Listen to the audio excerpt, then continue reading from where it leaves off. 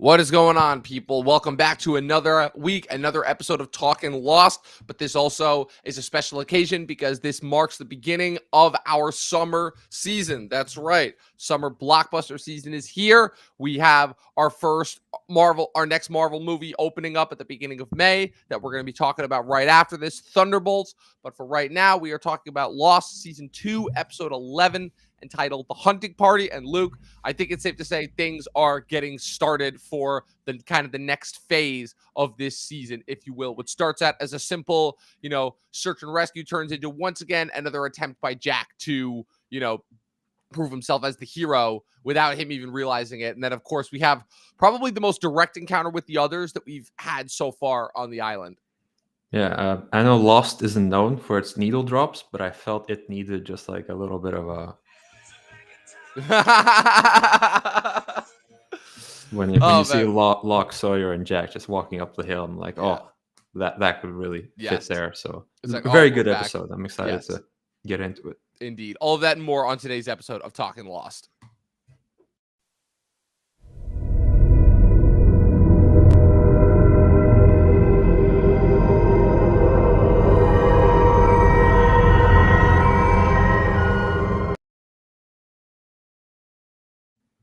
All right, so last week with Collision, we had what I like to call a season 1 episode in the middle of season 2 where we got Echo's backstory, and it was, again, a lot more different, a lot more tragic, and a lot more complex than I believe any of us were expecting.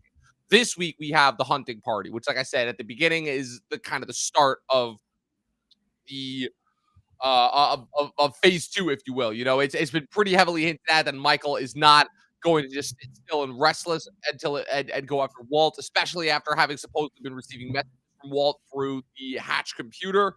So this episode opens up again, building off the last one where he was going pretty intensely, talking to Locke.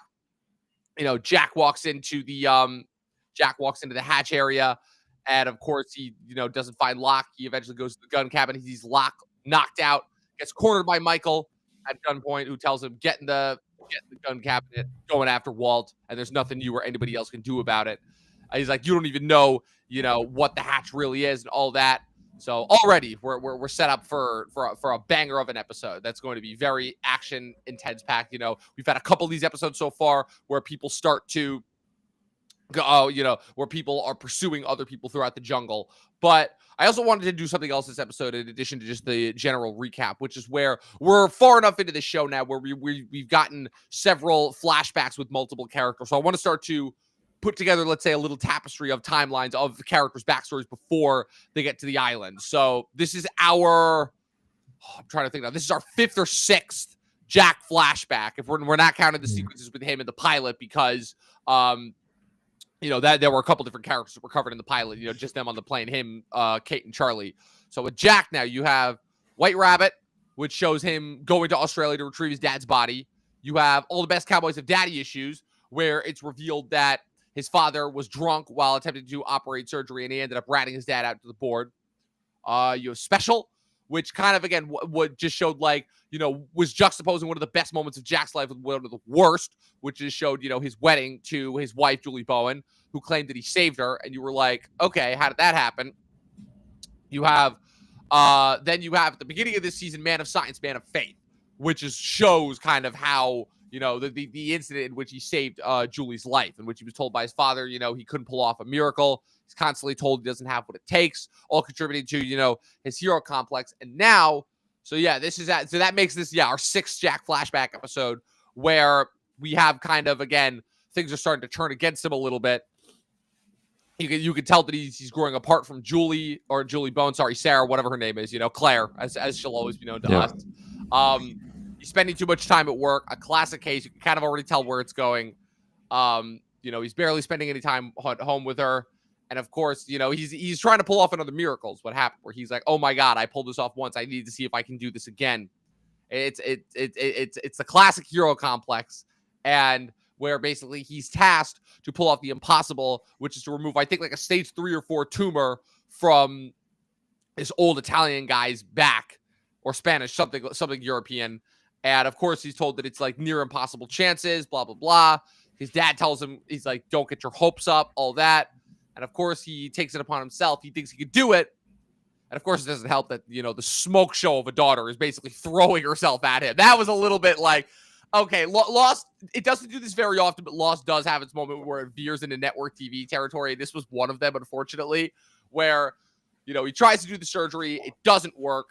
The old man dies. He's, of course, devastated. He's like, I had it. I could have done it. His dad's like, But oh, I he already, clearly couldn't have. yeah. Yeah, That's just him talking to himself. Like, yes, it was I shown am him. it was shown to be an impossible task ultimately. His dad's like, oh, I already let the daughter know. He walks out of the parking lot. The daughter's conveniently waiting for them. She ends up making out with Jack. Jack immediately feels guilty, goes back, tells Sarah, and then Sarah's like, oh yeah, I'm leaving you. Like, we were already kind of falling apart. I've been seeing someone, and now, it's done basically. It's like it's the complete opposite. If Man of Science, Man of Faith showed like one of the best moments of Jack's life, then this is easily one of the worst. Ultimately, kind of, if anything, it explains a lot why he's just so skeptical, why he completely spiraled out. Because the woman who he saved ultimately, unfortunately, gave him this god complex that ultimately ended up ruining his marriage. So it's kind of one of those things of like, being appreciative for what you have. Yeah, absolutely. And every flashback, especially with Jack, it seems to develop his character. Obviously, he is sort of the lead of the show. Like, everyone gets their screen time, but Jack is like the de facto main character. And it makes sense to him that have the most flashbacks, but his flashbacks are also always like just there's something new every time, and we still have unanswered questions. We thought, okay, they got married, but did they drift apart, or how did they drift apart? Because obviously, when he's at the airport, we see him kind of sitting with Anna Lucia. So we're wondering, okay, what happened with his wife? And now we find out that. I'm wondering what else they might be hiding from us that we will get to reveal later seasons. So yeah, just really good development for your main character, and that eventually trickles down to the side characters, I think. It's true. It's true. It really does. And again, Jack is Damon Lindelof always does this interesting thing with his lead characters.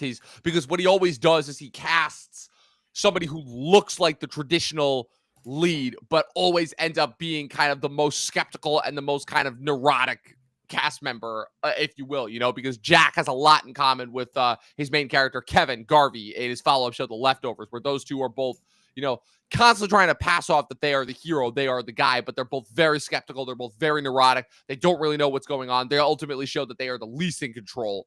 And that's kind of what you're seeing here too, because that also, once again, you get a little bit of the Man of Science, Man of Conflict, Man of Faith conflict back as well this season. Now that the tail end survivors have kind of settled in, where Jack and Locke once again are arguing over how to go about a situation. After how to go about the Michael situation. They immediately start gearing up.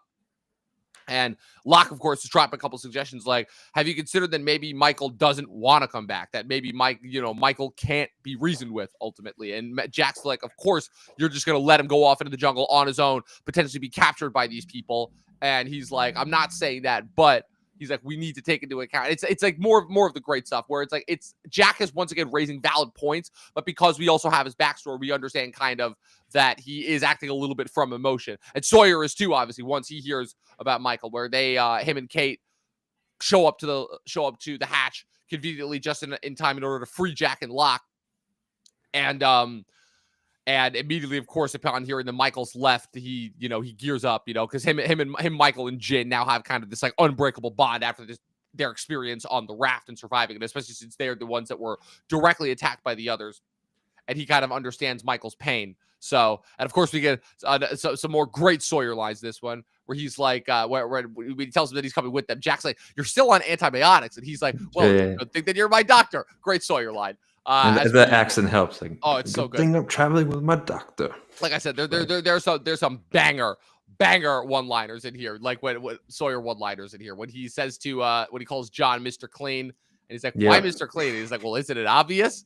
Like I said, what are some more great Locke tracking skills where Locke is easily able to tell Michael. You also have a couple of interesting tidbits of geography thrown in there as well, where Locke asks Sawyer, they're like, what side is the ocean from? What side did you guys come from when you washed back up on the island? And Sawyer has to think for a moment. It's like, oh, hinting more potentially at the islands. Yeah. At the island. That was a bit like, oh, is the island Can it do some Inception type shifting, just moving around Exactly. things? Ooh, or is it Yeah, just Sawyer? He was completely knocked out during that whole exactly. trip. So it's like we don't know. It's better You to don't not know. know. It's better to not know, at least in this phase of the show. Um, what's it called? So then you have, of course, another fun tidbit, which is where Locke finally confronts Sawyer about why he calls himself Sawyer. He's like, because all the way back in the manifest in the Ethan days, he's like, yeah, your name is James Ford. Why are you calling yourself Sawyer? Potential hints at the upcoming Locke Sawyer connection that I hinted at all the way back in season 1 that will eventually pay itself off. So I did realize that those three are Jack, John, and James. Yes. Like George R. R. Three Martin J's. would have a fit reading that. Stan Lee would too. We know that Stan Lee loved his alliterations.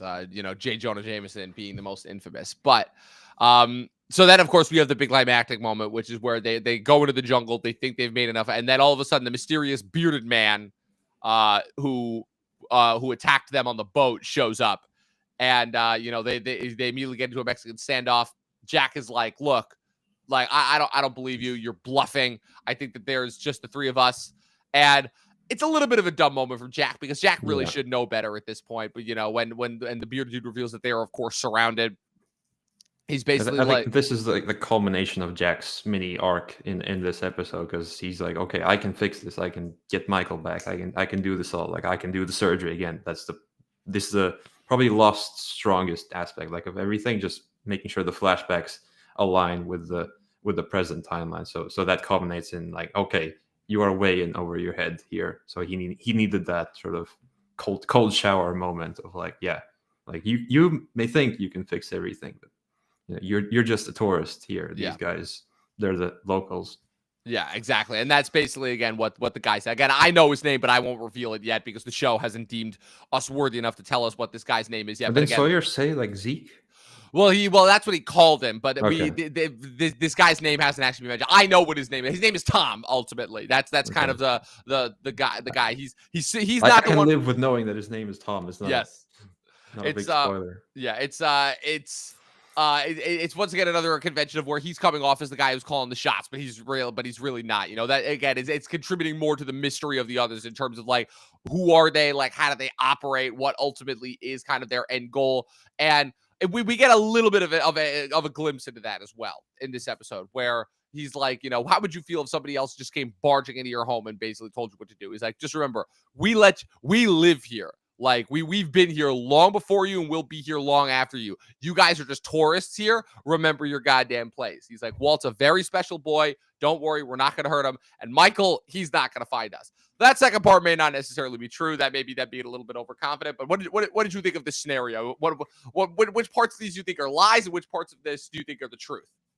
Well, I thought, you know what? It's been a few weeks since I've compared the show to the 100, and it was like, yeah, okay, we're back at that part of it, especially the line at the end, like how long to train an army. I'm like, okay, we're back to the 100 comparisons where they got a lot of their inspiration from. But no, it was a really cool moment. A confrontational moment, like for once, like we don't get a lot of those, especially with the others. Like we see glimpses of them, or someone is taken without actually seeing them, but to actually get like a one-on-one confrontation between the main of the survivors, like Jack, Locke, Sawyer, and with the so far the main guy of the others. Like obviously, as you say, he's probably not the main other, but he's so far what we've met. So it was really exciting to see. I'm sure that the next episode is going to be like a slow down episode, like regroup, because we're now in the second half of the season, the versus others arc, as I might call it. So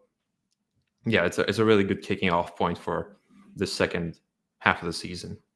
Yes, indeed. And of course, also, once again, exposing Jack's major flaw, where at the beginning of the episode, Kate's like pulling her usual oh, I want to come, I want to help. And Jack's like, stay here. We need somebody to stay at the hatch. And of course, what happens? She doesn't listen. She has Hurley come and take over her shift at the hatch. You also have a brief moment between Jin and Sun where Hurley tells Jin that Michael went after Walt. Jin is getting packed up and ready to go after, and Sun is like, nah, you already left one, son. You're not leaving again. That was another interesting little like husband-wife moment where Jin's like, I don't like to be told what to do. And she's like, yeah, well, imagine being in my position where I was told what to do and had to know my place for 4 straight years. You could do it just a little bit too. So I thought that was a pretty funny moment there.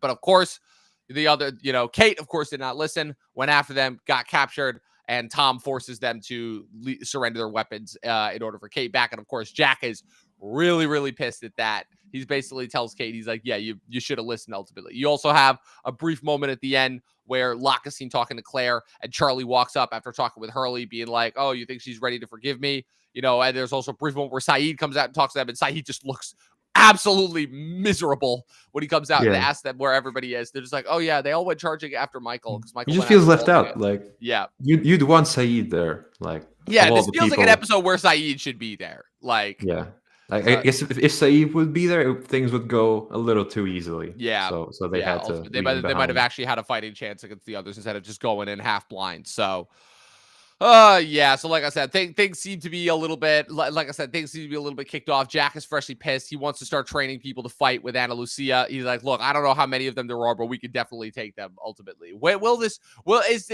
actually work, or is this just yet another instance of Jack's hubris kicking in?